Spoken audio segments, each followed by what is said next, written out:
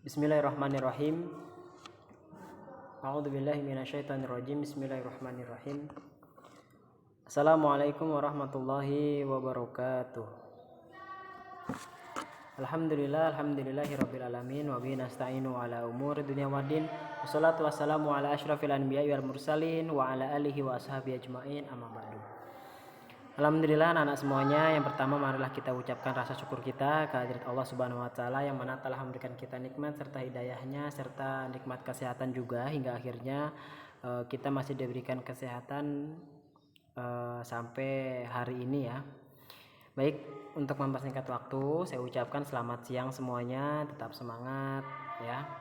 Baik, alhamdulillah ini adalah pertemuan kita untuk kesekian kalinya. Untuk pertemuan kali ini yang akan kita bahas adalah tentang pelajaran kedua, yaitu mengenal nama Allah dan kitabnya. Nah, karena di pelajaran pertama kemarin kita sudah membahas tentang kandungan dari surat At-Tin, maka kita akan lanjutkan untuk pelajaran kita yang kedua ini. Baik, anak-anak semuanya, silakan semuanya untuk memperhatikan slide-nya ya, karena berhubung buku tulisnya semuanya masih dikumpulkan di sekolah, jadi untuk saat ini semuanya silahkan untuk memperhatikan dari apa yang sudah saya tampilkan di layar berikut ini. Baik, Assalamualaikum saya ucapkan warahmatullahi wabarakatuh.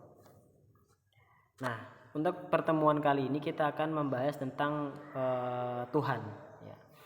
Sekarang kalau misalkan kita berbicara tentang Tuhan, siapa sih Tuhan itu? Apa yang dikatakan Tuhan dan bagaimana yang bisa dikatakan Tuhan? Karena sebagaimana kita tahu, kalau misalkan Tuhan itu banyak ya. Kalau misalkan kita bertanya kepada yang beragama selain Islam, maka dia memiliki Tuhan masing-masing. Nah, menurut Wikipedia, salah satu situs website yang ada di Google, Tuhan itu adalah sebagai Roh Maha Kuasa dan asas dari suatu kepercayaan. Nah, ini pengertian ini bersifat umum gitu ya untuk semua agama. Nah, sedangkan untuk menurut Islam sendiri, nah menurut Ibnu Tufail dalam Hamdan 1993, Tuhan itu adalah zat yang sempurna yang memberi eksistensi kepada segala sesuatu. Tufail mengatakan bahwa Tuhan merupakan wajibul wujud, maksudnya yang memberikan bentuk kepada segala yang ada dan dia adalah sebab efisiensi yang menciptakannya. Nah, inilah penjelasan makna dari Tuhan menurut salah satu tokoh Islam, yaitu Muhammad Ibnu Tufail. Jadi kalau misalkan kita tarik secara garis besar, Tuhan itu merupakan suatu zat. Tuhan itu bukan berupa manusia, Tuhan itu bukan berupa makhluk gitu ya, tapi Tuhan itu adalah merupakan suatu zat.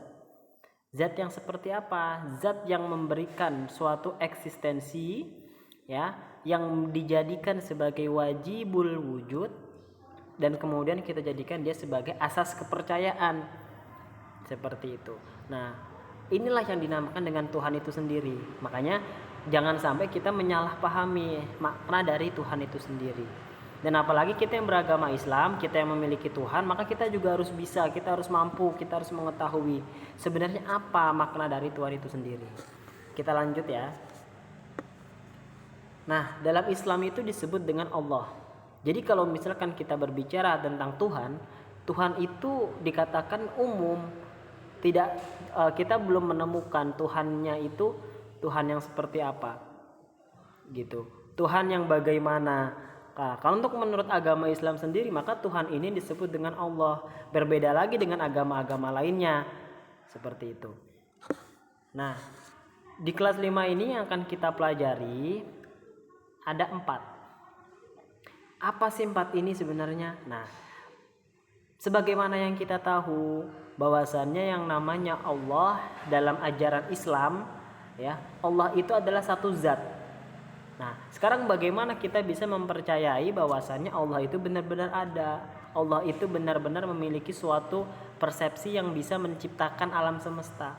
Makalah timbul yang namanya Asmaul Husna, yang dinamakan nama-nama baik bagi Allah. Nah, Asmaul Husna sendiri itu adalah diartikan sebagai asma, jamak min ismun, nama. Maka asma itu nama-nama baik. Maka kalau misalkan nama-nama itu berarti namanya itu bukan cuma satu.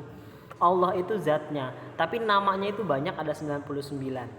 Gitu ya, yang biasa kita ketahui bahwasanya ada 99 nama baik bagi Allah. Nah, yang kan kita pelajari di kelas 5 ini ada 4. Apa aja diantaranya? Ada Al-Mumit, ada Al-Qayyum, ada Al-Hayyu, dan yang terakhir ada Al-Ahad.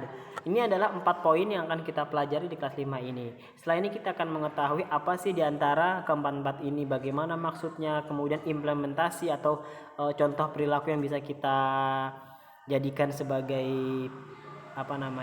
hal-hal yang bisa mengandung kebaikan di setiap harinya gitu.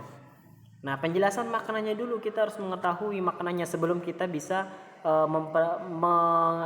sebelum kita bisa mempraktikannya dalam kehidupan sehari-hari. Nah, yang pertama ada Al-Mumit, yaitu artinya maha mematikan. Yang kedua ada Al-Hayyu, maha menghidupkan. Yang ketiga ada Al-Qayyum, artinya maha berdiri. Dan yang keempat ada Al-Ahad, yang artinya adalah maha esa. Nah, di antara 4 poin ini ya, ini adalah 4 poin dasar yang harus anak-anak ketahui, yang harus anak-anak pahami, dan yang harus anak-anak hafalkan ya, dan harus bisa mengerti perbedaan di antara masing-masing keempatnya. Selanjutnya adalah kita akan masuk ke bagaimana sih contoh perilaku dalam kehidupan sehari-hari gitu ya. Karena sebenarnya dalam Islam itu adalah semuanya itu sudah diatur, semuanya itu sudah ada yang namanya undang-undangnya, semuanya itu sudah ada contohnya gitu. Tinggal bagaimana kita mempraktikannya. Nah, di antara 4 ini ya, dari antara 4 Asmaul Husna ini ada beberapa hal yang kita bisa mengamalkan. Karena ajaran Islam itu, ilmu dari agama Islam itu juga harus patut kita amalkan. Bagaimana kita bisa mengetahui bahwasannya Allah itu memiliki sifat Allah itu memiliki nama Al-Hayyu, bagaimana Allah itu bisa memiliki nama Al-Qayyum, bagaimana Allah itu bisa memiliki nama Al-Ahad. Nah, contohnya kita masuk dari Al-Mumit. Nah, sebagaimana yang kita tahu sebelumnya, Al-Mumit itu adalah yang maha mematikan. Al-Mumit, Mumit, ya, Mayyit, ini tuh hampir sama kaitannya, karena kalau bahasa Arab itu dia berkait-kaitan. Artinya adalah tadi yang maha mematikan. Bagaimana contoh kita untuk bisa mempraktikannya dalam kehidupan sehari-hari? Yang paling gampang adalah dalam Islam memiliki rukun Islam dan rukun iman. Ya, di antara rukun-rukun ini adalah salah satu yang harus patut kita kerjakan karena karena dia menjadi wajib. Nah, sekarang bagaimana caranya supaya kita bisa selamat atau kita bisa merasakan kematian dengan nikmat, dengan baik. Ya, karena Allah itu kan yang maha mematikan. Yang mematikan kita siapa? Ya Allah. Cuma dengan cara berbeda-beda. Ada yang dengan caranya itu dipanggil duluan, ada yang caranya itu dia sakit terlebih dahulu gitu ya. Apalagi sekarang di masa-masa pandemi ini, anak-anak semuanya harus tetap jaga kesehatan. Jangan sampai ada yang sakit, tetap dijaga imunnya gitu. Nah, bagaimana caranya? Caranya dengan mengikuti perintah Allah. Insya Allah dengan cara kita mengikuti perintah Allah, apa yang sudah diwajibkan, apa yang sudah diperintahkan oleh Allah, maka itu adalah salah satu kunci kita untuk meraih yang namanya husnul khotimah atau mati dengan kebaikan. Selanjutnya adalah Al-Hayyu, yang maha menghidupkan. Bagaimana caranya? Ketika Allah sudah menciptakan dan mematikan, Allah sudah menciptakan alam semesta, dan di alam semesta ini terdapat makhluk-makhluk yang sudah Allah ciptakan. Salah satu contoh perilaku yang bisa kita kerjakan setiap harinya adalah kita harus memelihara apa? Memelihara kehidupan setiap makhluk yang hidup di dunia ini. Baik itu manusia, baik itu tumbuhan, baik itu hewan. Nah, ini adalah salah satu contoh dari bagaimana kita mempraktikkan dari Asmaul Husna, yaitu Al-Hayyu. Gitu. Selanjutnya adalah Al-Qayyum, ya, yang maha berdiri. Artinya bagaimana? Yaitu tidak bergantung dengan orang lain. Ini yang paling dasarnya adalah anak-anak semuanya pasti di rumah mungkin ada yang sudah punya kamar, tidur sendiri seperti itu. Nah, sekarang bagaimana anak-anak adalah bagaimana ketika anak-anak sudah setelah bangun dari tidur, apakah anak-anak sudah membereskan tempat tidurnya? Apakah anak-anak ketika sudah makan, apakah sudah mencuci piringnya? Apakah anak-anak semuanya sudah membantu orang tuanya untuk bisa menyapu, untuk bisa mengepel, untuk bisa mengerjakan kegiatan rumah, kebersihan rumah? Nah, ini adalah salah satu contoh dari bagaimana kita mengamalkan perilaku dari Al-Qayyum. ya, tidak bergantung. Jadi kita nggak usah nunggu nih orang tua harus beresin kamar kita nggak usah nunggu orang tua harus harus nyuci piring kita. Nah itu anak-anak bisa kerjakan sendiri sebagaimana Allah sudah memiliki nama Al-Qayyum. Nah yang terakhir itu ada yang namanya Al-Ahad. Ya, Al-Ahad itu diambil dari bahasa Arab juga. Ini semuanya diambil dari bahasa Arab. Al-Ahad yaitu wahid, satu. Maka Al-Ahad itu adalah yang Maha Esa. Esa itu satu, tidak ada yang lainnya. Makanya Allah itu kenapa dikatakan Al-Ahad? Karena ya udah gitu loh, nggak ada lagi selain Allah, siapa lagi? Kan dalam surat Al-Ikhlas disebutkan Qul huwallahu ahad, Allahus somad. Qul huwallahu ahad, katakan bahwa Allah itu Esa, Allah itu satu. Ya. Makanya tiada Tuhan selain Allah tempat bergantung dan berharap. Untuk apa, bagaimana, seperti apa, ya itu adalah salah satu contohnya ya kita tidak perlu untuk bisa bergantung kepada orang lain, kita nggak perlu untuk bisa mengharap kepada orang lain. Ketika kita ingin berdoa, ketika kita ingin mengharapkan sesuatu, ya hanya Allah lah tempatnya. Nah itu adalah salah satu contoh perilaku dari kita mengamalkan sifat nama Asmaul Husna yaitu Al-Ahad. Nah seperti itu anak-anak, sebenarnya banyak, ada 99 nama yang anak-anak bisa pelajari. Mungkin di next pertemuan kita bisa bedah satu-satu, atau kita bisa bahas secara singkat dari makna Al-Ahad itu sendiri gitu ya. Maka tetap semangat, mungkin dari beberapa contoh ini anak-anak bisa langsung mempraktekannya di rumah.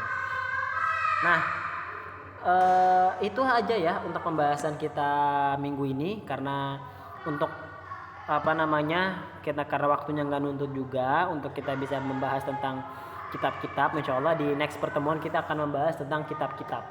Ini pasti bakal seru banget, makanya anak-anak tetap tungguin, tetap pelajari. Nah, insya Allah nanti kita akan terus belajar bareng. Apa aja sih, kita akan berbicara, kita akan belajar tentang seputar ajaran-ajaran Islam dari hal yang paling dasar. Seperti itu. Makanya itu aja yang bisa saya sampaikan, kurang lebihnya mohon maaf. Kalau misalkan ada pertanyaan silahkan ditanyakan secara pribadi ya, atau ditanyakan di grup boleh. Yang penting semuanya bisa sama-sama menyaksikan, semuanya bisa sama-sama saling belajar. Itu saja, terima kasih semuanya, tetap semangat. Untuk hari ini tidak ada tugas sama sekali.